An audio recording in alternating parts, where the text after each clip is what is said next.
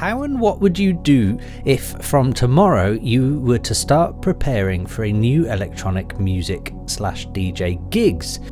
I think that's probably the best advice I can give for making an income out of music. I've started to make future bass, desperately trying to sell them on Pond 5. Not a single one I've sold so far. All I do know is that there have been a lot of angry DJs on the internet this week.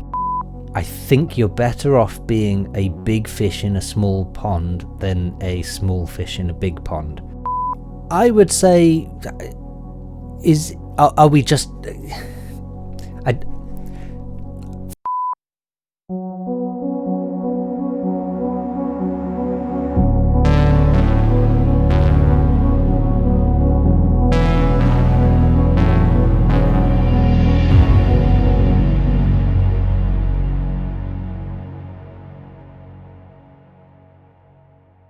Hey guys, welcome to the Kane audio vlog. It is Friday. It's time for another Ask Me Anything. Usual rules apply. Comment anything you want below this video and I'll get back to you in next week's video.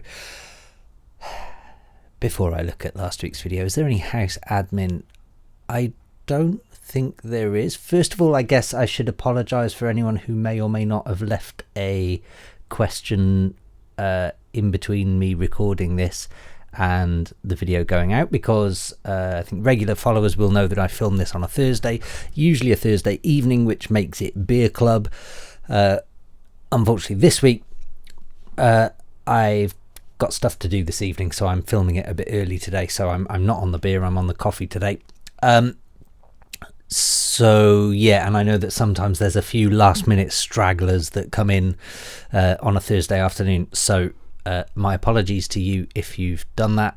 If you have, then please go back to last week's video and copy and paste your question onto this video you're currently watching right now, please.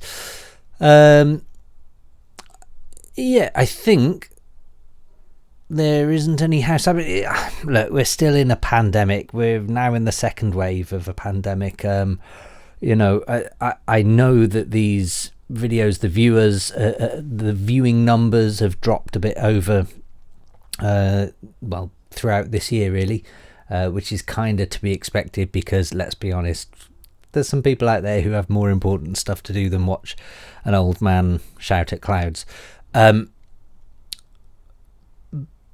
So yeah, so I'm aware of that. It's all good from my end. Let's just keep going with it as long as we can, I guess.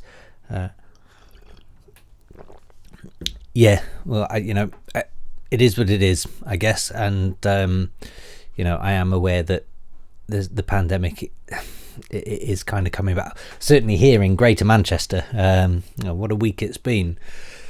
But yeah, I won't get into that and bore you with my politics. So let's look at last week's video, how to sell beats online. Ask Me Anything 126, which makes this video 127.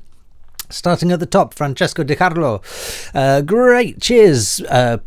Prosit, Trappist quadruple. I'll take a look.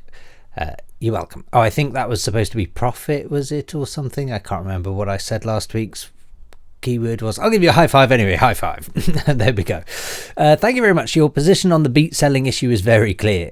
We really appreciate your vlogging, not only because of your competence, but because of your style and honesty and the authenticity you naturally spread with your work. Thank you very much. I try to be as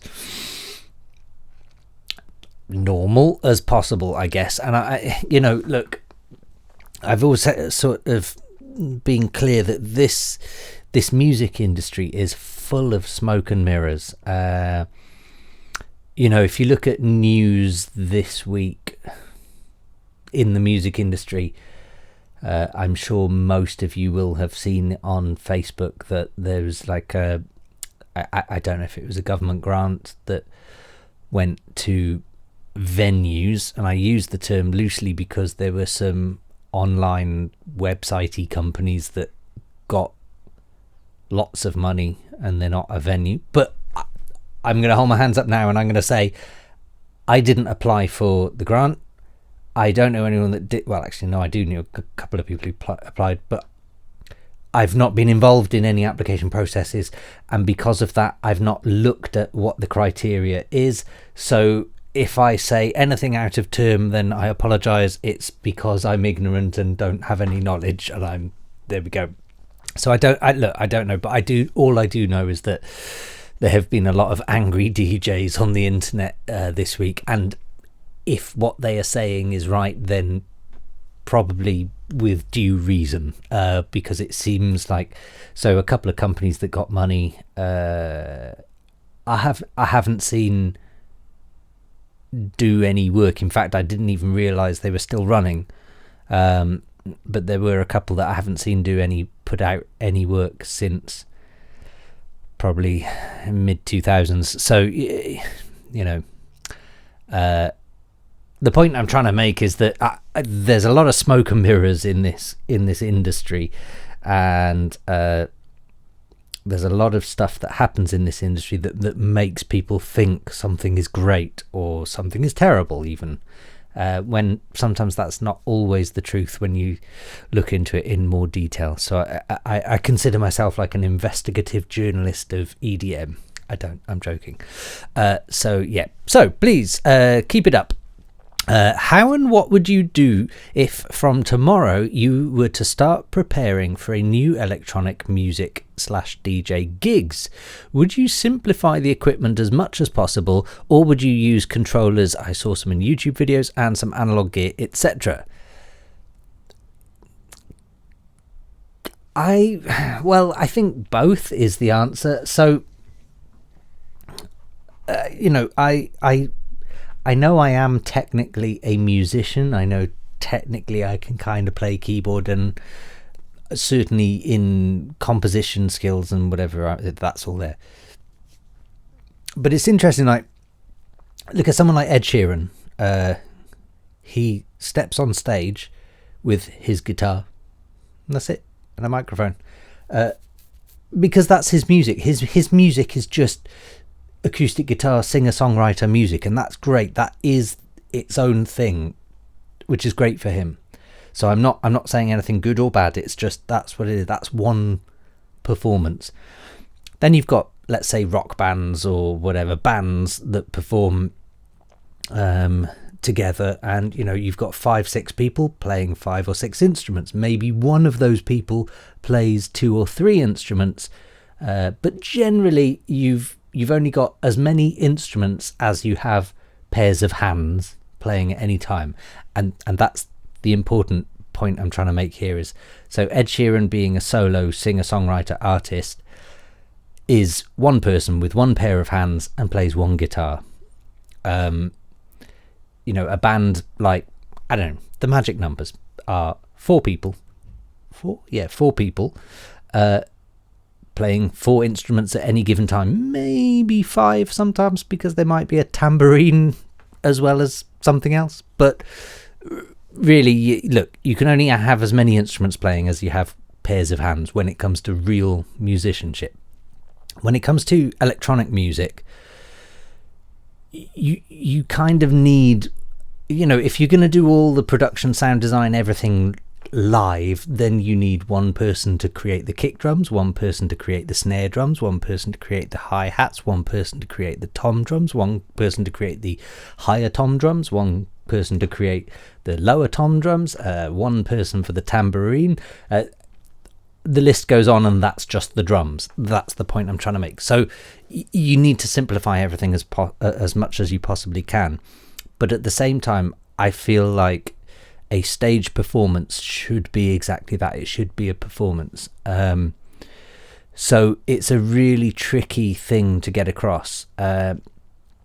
Ultimately, if you look at people like Chemical Brothers or Orbital, I think those are 2 of the sort of ultimate examples of what a live electronic show should be about.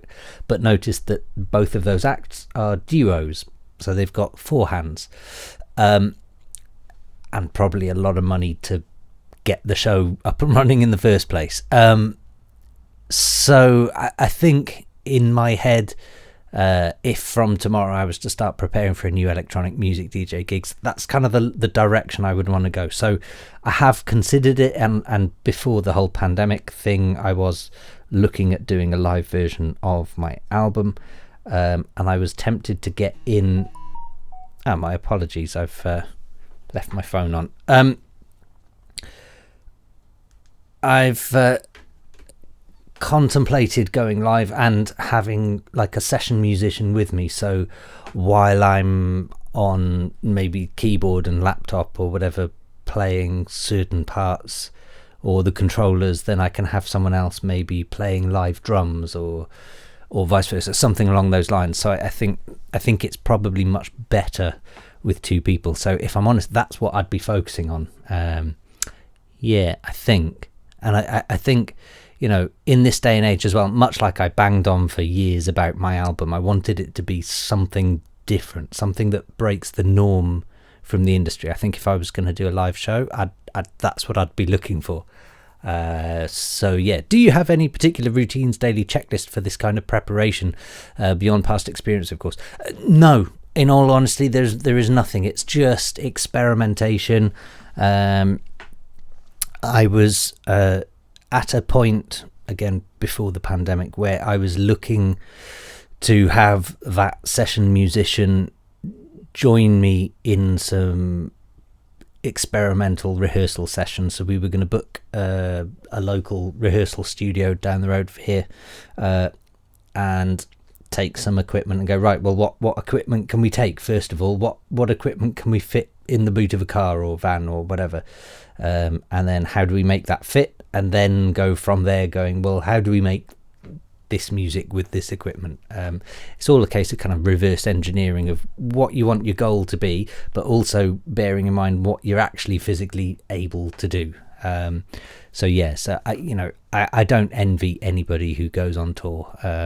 There's a lot of people that do go on tour, and I'm not sure it's much fun in the planning of logistics and stuff, to be honest. Have a nice weekend. You too. Thank you very much. Moving on. Morteza Jahangiri. Hey, Dom. I've been producing ambient music for 6 years. Speaking of selling beats, I've started to make future bass, desperately trying to sell them on Pond 5. Not a single one I've sold so far. And the sad part is I can't even listen to Future Bass for 10 seconds. No one cares about ambient music. People want happy music on their YouTube videos. All in all, we need to make a living. What source of income do you recommend these days? There's a bit to unpack there. So, first of all, you've started making Future Bass, desperately trying to sell them on Pond 5. So, Pond 5, I think that's part of... Is it part of Graphic River and all of those?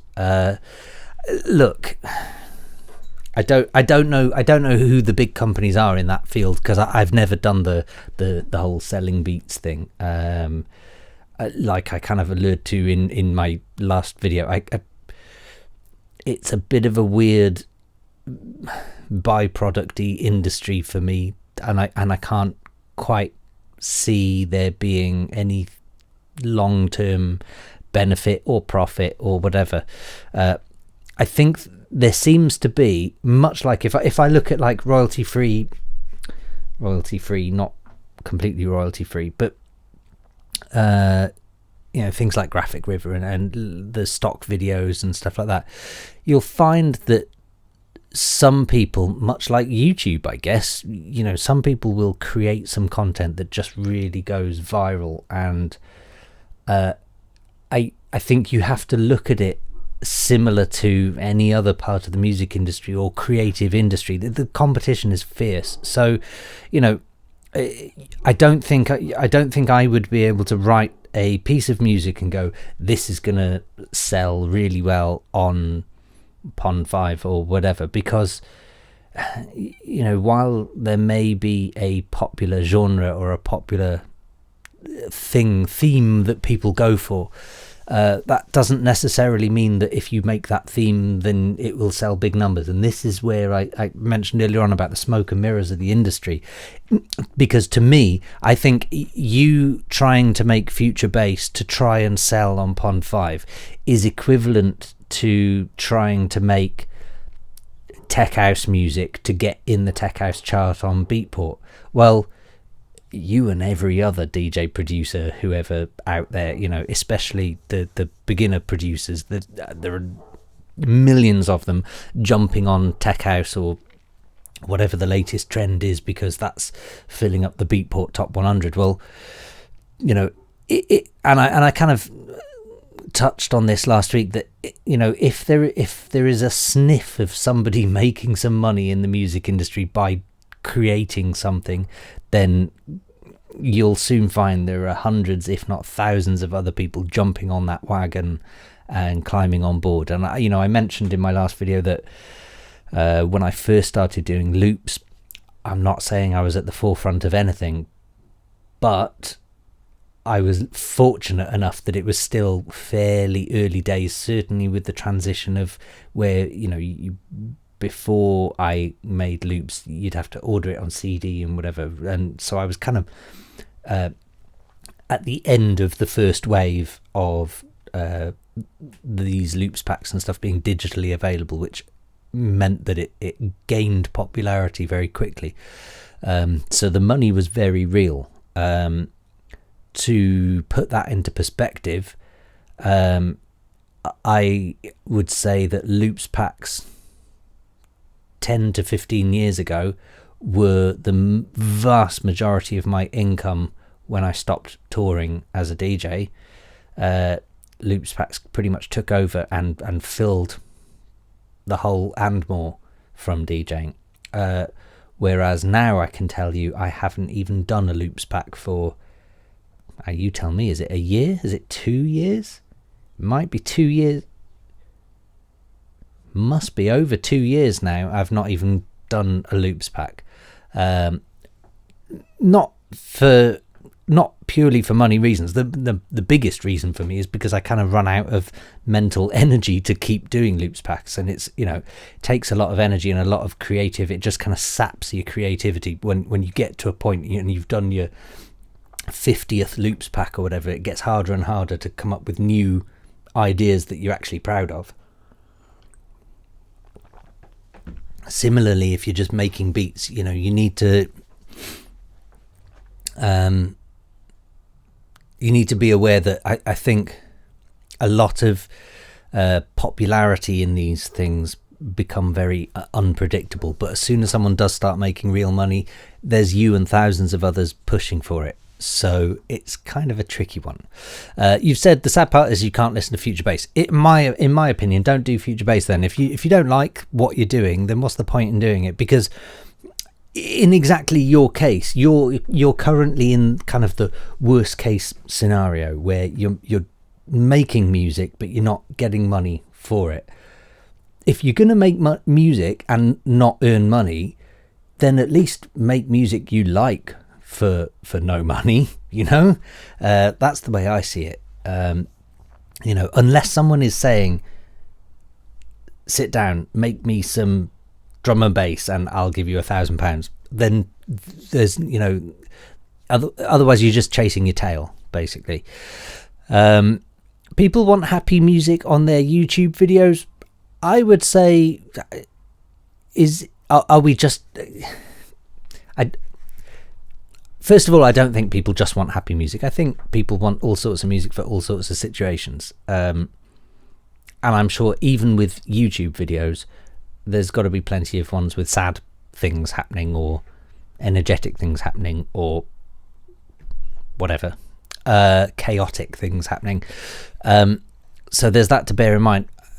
While I'm sure there are lots of happy moments in lots of very popular YouTubes, you know, there is more to it than that, I guess. And then second to that sentence, you've mentioned YouTube videos, but I'm sure these Pond 5 things go to more places than just YouTube. If it's just YouTube, then it's not going to be much money anyway, is it? So there we go. All in all, we need to make a living. What source of income, now for the important bit, what source of income do you recommend these days? Honestly, that's... I wish there was like one answer, but I guess this is kind of the point I'm trying to make, is that, if I look at my career early on, DJing, I was kind of... don't get me wrong, I'm in no way a pioneer of DJing. I didn't get onto DJing until the mid-90s, late 90s. I didn't get to DJing professionally until the early 2000s. Up until that point, it was just free parties and anywhere I could force myself in, basically, and just barge my way into gigs. But that's kind of the point, is that back then there wasn't really huge competition for people being DJs. It was just music nerds became DJs because that's what we enjoyed doing. We enjoyed playing music and people enjoyed listening to it. So it worked for me.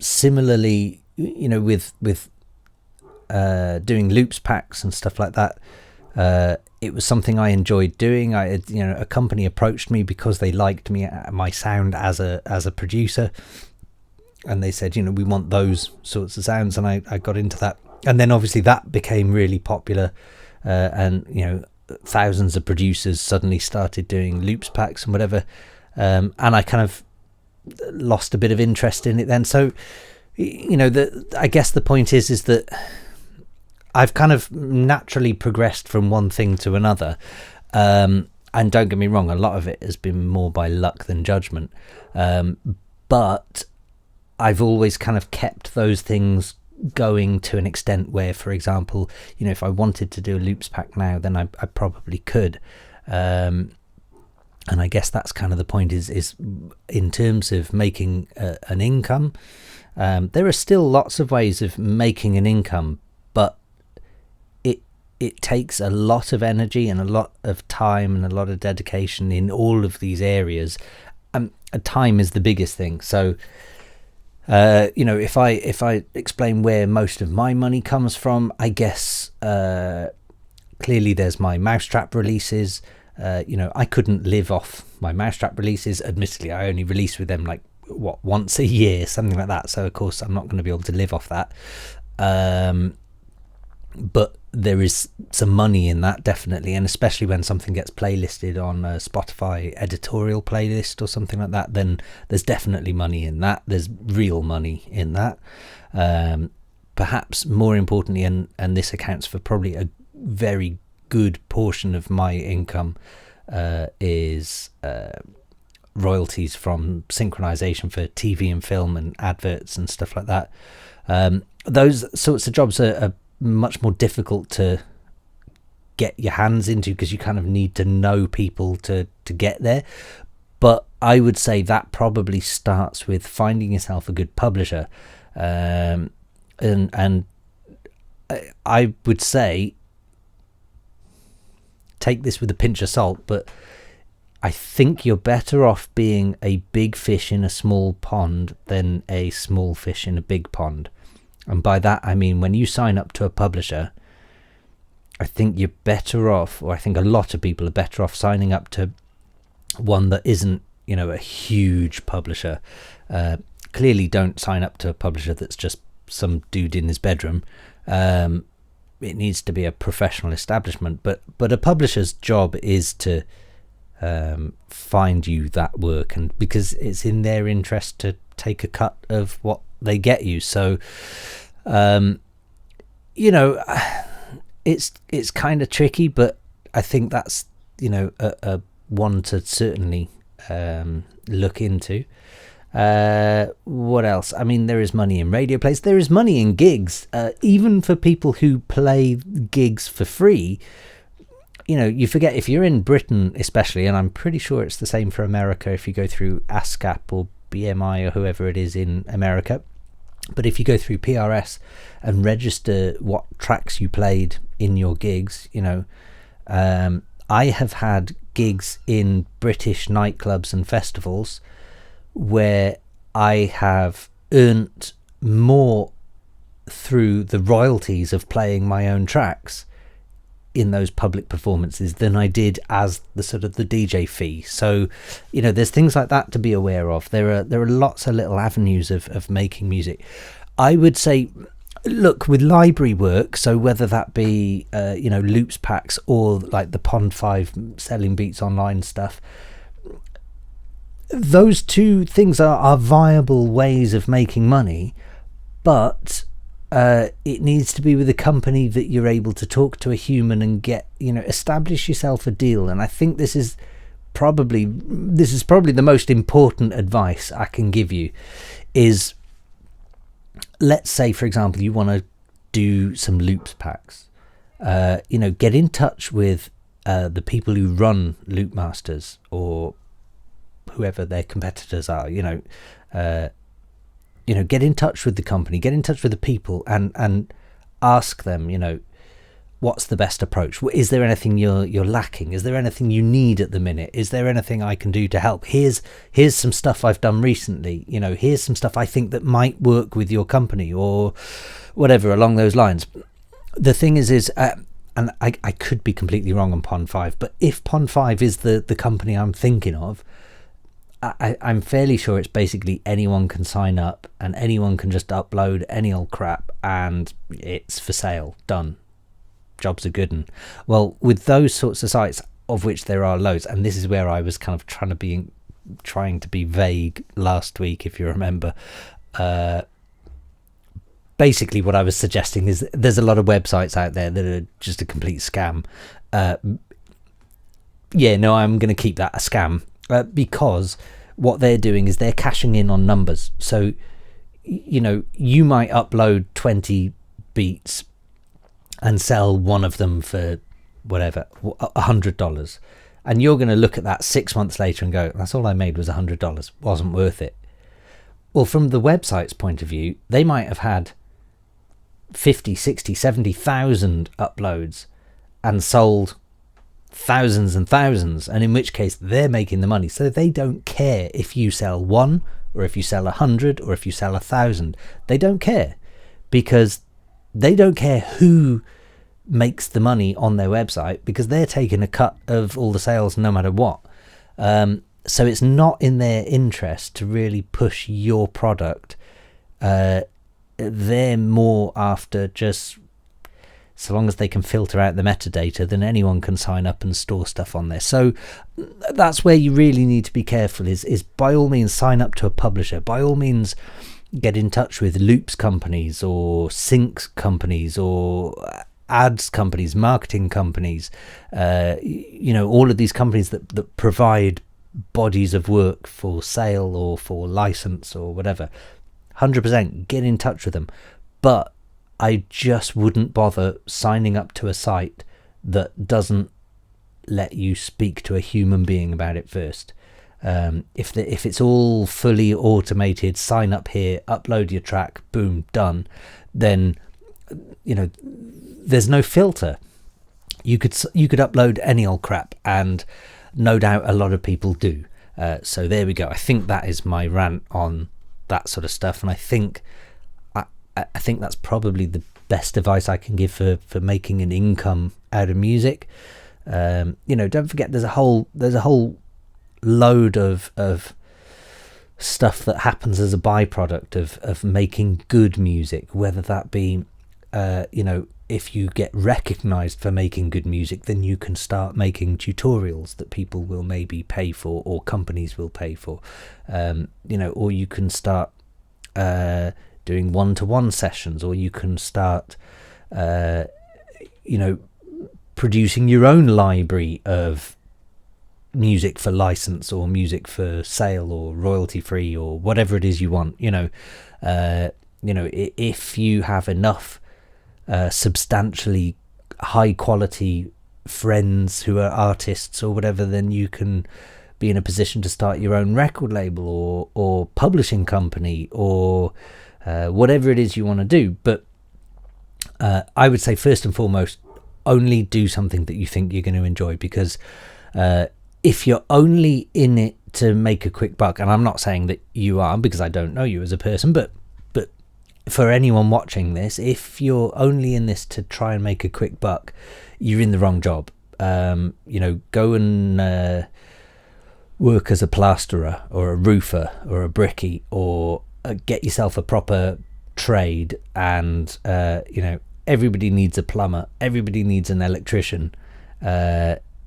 Set up shop there and do something like that, because that's a good way to make some fairly quick money, I would say, because there are more people in your local area that need a plumber than there are people in your local area who need a loops pack. So there we go. I don't want to talk anyone out of becoming a music producer. That's not my intention of this. I'm just saying that you know, don't do it for the money, do it for the love, but money is a bonus. And I know that's easy for me to say because I'm exceptionally lucky that I can make a living from my music, for now at least. There we go. Anyway, rant over. Last but not least, Stream Puppet. Hi Dom, Craft. I think high five. Was it Craft I said? I think it was Craft I said last week. If you could play live, what venue would you choose? I don't know, actually. Do you know what? I think if I could play live, I would choose, is it Circle, the YouTube channel? I would let them choose. Because boy oh boy have they done some amazing destinations, and I love the idea of just playing somewhere totally unique, regardless of crowd size and all of that stuff. I love watching those gigs. Even if I don't like the music, I still love watching the gigs. So yeah, I guess that's my answer. I'm lucky enough that I was resident at Ministry of Sound in London and Space in Ibiza.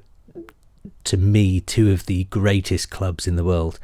I'm exceptionally lucky that I've played in all sorts of clubs around the world, and yeah, so I don't know if there's any one venue necessarily. Actually, maybe London Printworks would be a good one, because I haven't played there. I haven't even been there yet.